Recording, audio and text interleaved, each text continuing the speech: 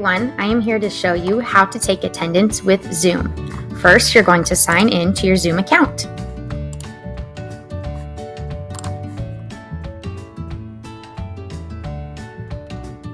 Once you are here, you will see on the left-hand side, there's a button called Reports. Go ahead and click that button.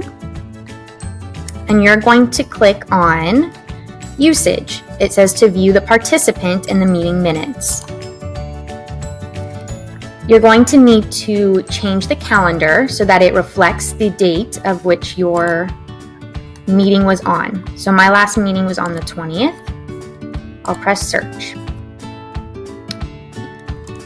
When you scroll down, you'll see that here was my meeting with my science department on the 20th. If you scroll over, you can see that there were 4 participants. So I'm going to go ahead and click on that 4.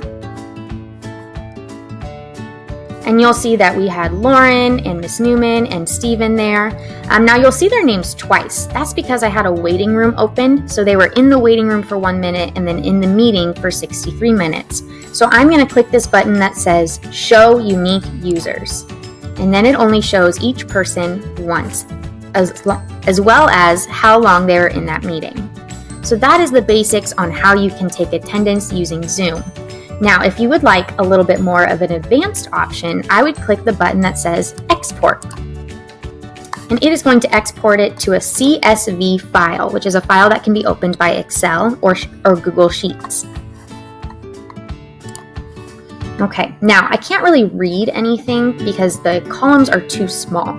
So I'm going to start by opening up the columns and put my cursor in between the A and the B up at the very top, and I'm going to double click. And it will automatically resize that column for me. I'm going to do it again for column B and column C. I'm going to highlight the entire worksheet by pressing this box in the top left-hand corner. And I'm going to sort and filter this information. So I'm going to add a filter. Okay, now that created this little drop down for each column here. So for example, if I only wanted to see the students that were there for 63 minutes instead of 64, I could just click 63 only, and it'll hide the people who were there for 64 minutes. Okay, I can also use this to sort alphabetically. So if I do the drop-down menu, I can sort A to Z, or I can sort Z to A.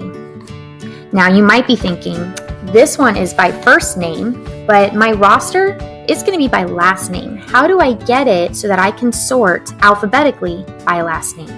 One of the amazing things about Excel is that you can take one column and turn it into 2 columns and separate the information. In order to do that, we need to add a column in between A and B. So we are going to insert a column. There it is. Now, this will make more sense later, but I'm going to actually delete where it says original name here because there was 3 words and I can only have a max of 2. Okay, so I'm just going to have it where it says name. Now I'm going to highlight column A here, and I'm going to go up to the top where it says data, and I'm going to click text to columns. And this will separate your text into multiple columns. I'm going to press next, and I'm going to identify the space as where we want each word to be separated into a new column. Sometimes you have commas in between words and the comma will tell you put this in a new column, but in this case we have a space in between the first name and the last name, and that tells the Excel program that we want the first name and the last name to be in 2 different columns. So I'm going to press next.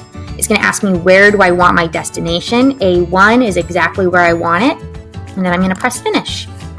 And there you go. It separated the first name from the last name. And I can relabel the top first name and last name.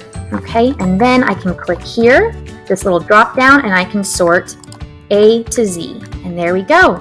We have your attendance sorted and ready to submit. Thank you.